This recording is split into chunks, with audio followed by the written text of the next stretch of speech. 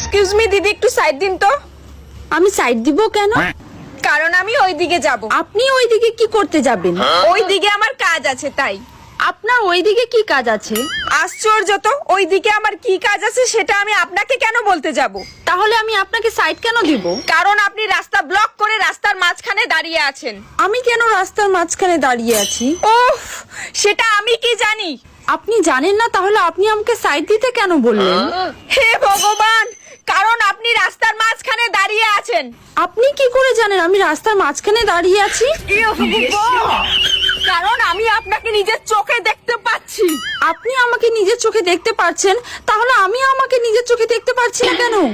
আরে আপনি আপনাকে আয়না ছাড়া কি করে দেখবেন? তাহলে আপনার কাছে কি আয়না আছে?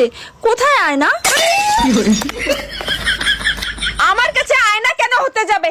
আমি নিজের চোখে দেখছি, চোখে। হ্যাঁ? আপনার কাছে নিজের চোখ কেমন করে আছে?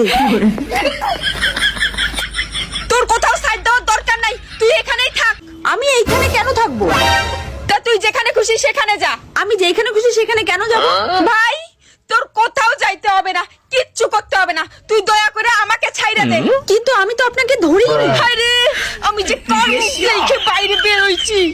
কেন নিজের মুখ দেখে? একদম ঠিক বলেছিস ভাই তুই। আমি বাড়ি যাই। বাড়ি কেন? আপনি তো এইদিকে যাচ্ছিলেন।